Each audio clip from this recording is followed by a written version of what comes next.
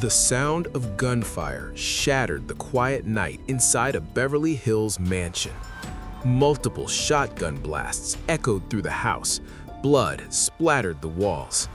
When it was over, José Menendez and his wife Kitty lay dead on the living room couch. José had been shot point blank in the head. Kitty tried to crawl away, but she was shot again and again until she stopped moving. The scene was horrifying. Shotgun shells were scattered across the floor. The couple's faces were almost unrecognizable. This was not a quick killing. It was violent, messy, and filled with rage. Just minutes later, two young men drove away from the mansion. They were calm. They went to the movies. They bought snacks. No one watching them would guess what they had just done. Those two men were Lyle and Erik Menendez. Hours later, Lyle called 911. His voice shook as he cried and screamed. He said someone had killed his parents. He sounded scared, broken, and confused. Police rushed to the house and found the bodies exactly as he described. At first, everyone believed them. José Menendez was a powerful businessman. He was strict, demanding, and very wealthy. Kitty was known as quiet and troubled. Their sons were raised in luxury. They lived in one of the richest neighborhoods in America.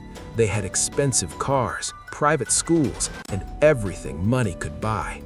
So when the parents were murdered, no one thought the sons could be responsible. But something felt wrong. The killers had used shotguns, weapons that are loud and hard to control. There were no signs of forced entry. Nothing important was stolen, and the killers seemed to know exactly where José and Kitty would be sitting. Police started asking questions. Lyle and Erik told officers they had been afraid of the mafia. José had business connections, and the brothers said maybe someone wanted him dead. It sounded possible, but there was no proof. Then something strange happened. Instead of mourning, the brothers started spending huge amounts of money. They bought watches, cars, clothes, and even a restaurant. Within months, they had spent hundreds of thousands of dollars from their parents' fortune. People noticed. Investigators quietly kept watching them. Friends said the brothers seemed relaxed, not scared. Erik was nervous, but Lyle appeared confident, almost too confident. Then the case took a shocking turn. Erik began seeing a therapist. During one emotional session, he broke down and confessed that he and his brother had killed their parents. The therapist later told his mistress. She told the police. Suddenly, everything changed. In 1990, Lyle and Erik Menendez were arrested. America was stunned. Two rich young men accused of slaughtering their own parents in cold blood. But when the trial began, the brothers told a very different story. They did not deny the killings. They said they were afraid for their lives. In court, Erik cried as he spoke. He said their father had abused him for years. He said the abuse started when he was a child and never stopped. He said he lived in fear every day. Lyle later said the same thing had happened to him. They claimed their mother knew and did nothing. The courtroom fell silent as people listened. The defense said the brothers believed their parents were going to kill them to keep the abuse secret. They said the murders were not about money, but about survival. The prosecution disagreed. They said the brothers were spoiled, greedy, and angry. They said the abuse story was a lie made to avoid prison. They pointed to the spending spree. They showed how the brothers planned the murders, buying shotguns days before the killing. The trial was shown on television across America. People picked sides. Some believed the brothers were victims. Others believed they were cold killers. Every day brought new shocking details, graphic photos, emotional testimony, family members arguing on the stand. But the most disturbing question remained unanswered. Were Lyle and Erik terrified sons trying to escape years of abuse? Or were they rich boys who murdered their parents for money and freedom? As the jury listened and the nation watched, one truth became clear. This case was far from over. And the verdict would tear America apart. The courtroom was silent as the videotape began to play. On the screen, Erik Menendez sat alone with a therapist, his shoulders shaking, his voice cracking. He spoke slowly, like each word hurt to say. He described being abused by his father for years. He said it started when he was a little boy. He said he was scared, confused, and trapped. Many people in the courtroom began to cry. This tape became one of the most powerful moments of the Menendez trial. For the first time, America saw Erik not as a rich killer, but as a frightened child who had grown up in fear. The defense believed this tape could change everything. Lyle's testimony followed. Lyle admitted he was not perfect. He said he was angry, controlling, and often acted tough. But he also said he had tried to protect Erik. He told the jury he confronted his father when he found out about the abuse. He said after that, everything felt dangerous. According to the brothers, the night of the murders was filled with fear. They believed their parents were planning to kill them to silence them. They said they felt there was no way out, no police, no escape, only survival. That night, they grabbed the shotguns. The defense argued this was not cold planning, but panic. They said the brothers' minds were damaged by years of abuse. They said fear controlled their actions, not greed. But the prosecution attacked this story with force. They showed receipts proving the brothers bought the shotguns days before the murders. They showed how Lyle tried to remove shotgun shells from the scene. They pointed out that after the killings, the brothers went out like nothing happened. Movies, restaurants, shopping. The prosecutor asked a simple question. If they were so afraid, why did they live like kings afterward? Witnesses took the stand one after another. Family members described José as strict but successful. Some said he was loving. Others said he was cruel and controlling. Former employees said he demanded perfection and punished mistakes. Kitty Menendez was described as sad and unstable. Some said she drank too much.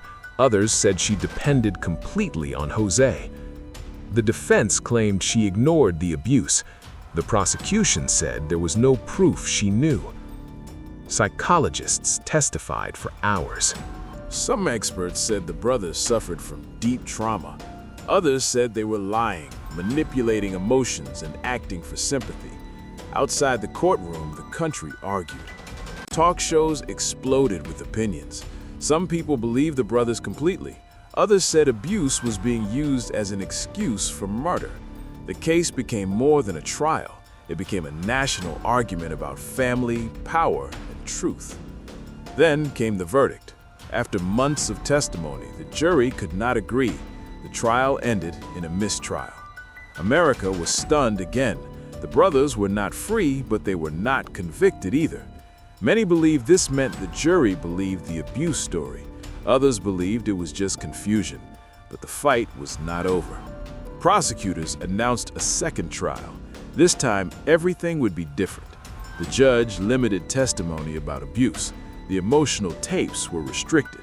The focus shifted away from feelings and toward actions, guns, planning, money. The courtroom felt colder. Without the emotional stories, the brothers looked different to the jury. Lyle appeared confident. Erik looked weak. The prosecution painted a clear picture. Two sons who wanted control of their parents' fortune. The defense tried again to explain fear, but their voices were quieter now. In 1996, the verdict finally came.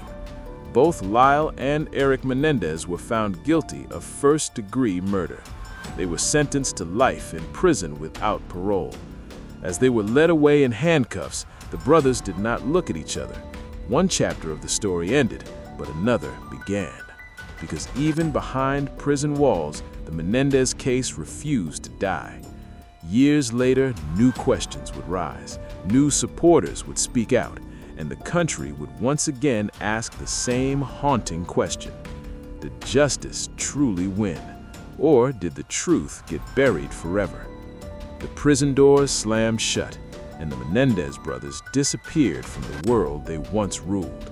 Lyle was sent to one prison, Erik was sent to another. They were not allowed to see or speak to each other. For two brothers who had grown up together, this separation felt like another punishment. The message was clear. Their lives in Beverly Hills were over forever.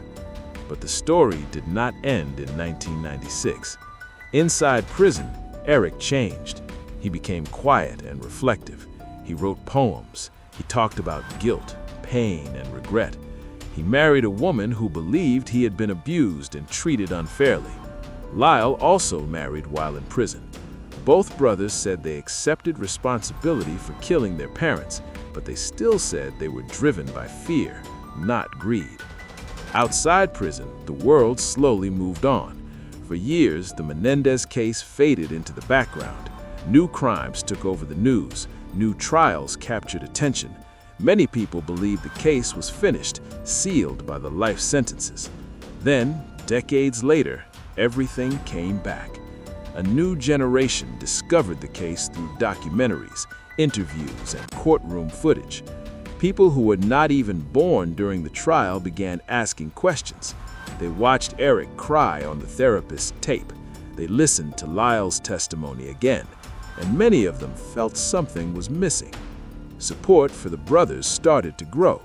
Former jurors spoke out. Some said they felt pressure during the second trial. Others said they believed the abuse claims but felt the law did not allow them to consider it fully. Abuse experts said the case was handled differently than it would be today. Even members of the Menendez family began to speak. Relatives said the abuse was real.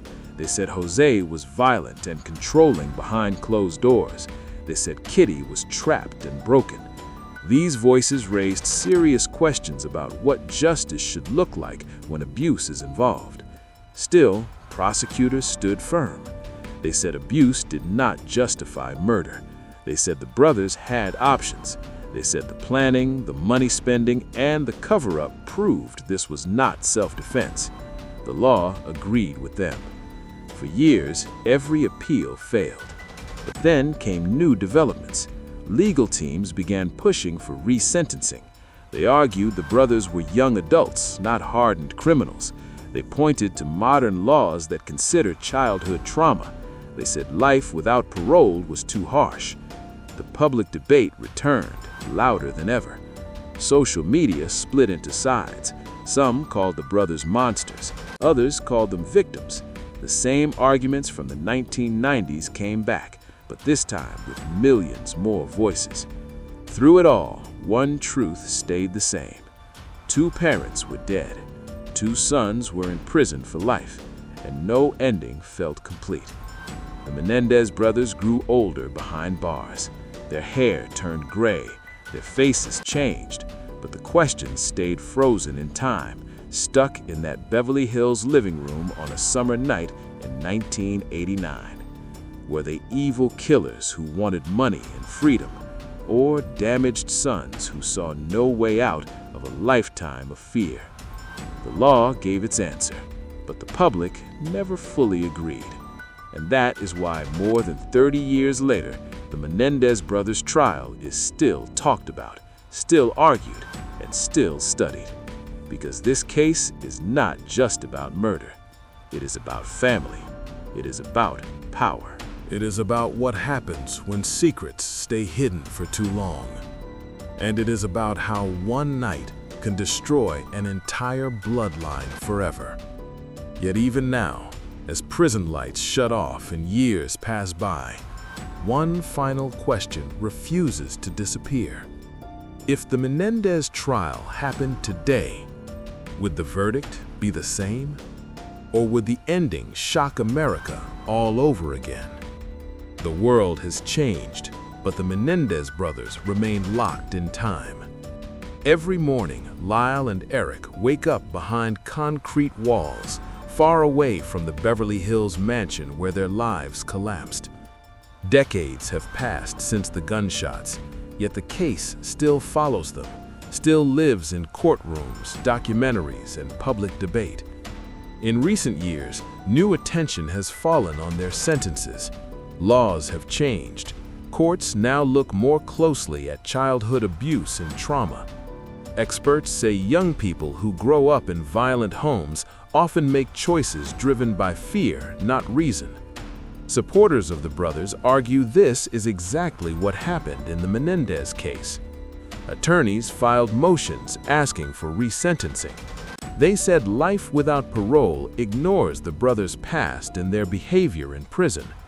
They pointed to decades of good conduct, education, and counseling. They said the punishment no longer fits modern ideas of justice. But prosecutors pushed back. They reminded the court of the crime scene, the shotgun blasts, the planning, the lies. They said the brothers had time to leave, to ask for help, to tell someone. They argued that fear does not explain execution-style killings. Once again, the case stood at a crossroads. In court filings, family members spoke. Some said they believed the brothers were abused. Some said they forgive them. Others stayed silent, still carrying their own pain. The victims, José and Kitty Menendez, were remembered again, not as symbols, but as real people whose lives ended violently. Their deaths remained the center of the case, no matter how many years pass. As of now, the brothers remain in prison, serving life sentences without parole. There is no final ruling that changes everything, no clean ending, only uncertainty. The Menendez brothers' trial continues to be studied in law schools, psychology classes, and true crime discussions across America. It forces people to face uncomfortable questions. Can abuse explain murder? Does trauma reduce guilt? Should the law leave room for mercy? There are no easy answers. Some viewers see two cold killers who took advantage of their parents' wealth. Others see two broken sons who never learned how to escape violence the right way. The truth may sit somewhere in between. What is certain is this: on one summer night in 1989, a wealthy family was destroyed. Two parents died in their own home. Two sons lost their future. And an entire nation was pulled into a story that still has no peace. The Menendez brothers' trial is not just a crime story. It is a warning about silence, about power. And as the prison gates remain locked, one final thought lingers for everyone who hears this story. Justice was served according to the law, but whether justice was truly done is a question America may never stop asking. Two parents dead, two sons behind bars for life, and a truth that still divides America. The Menendez brothers' case reminds us that some crimes don't end with a verdict, because the questions they leave behind never stop haunting us.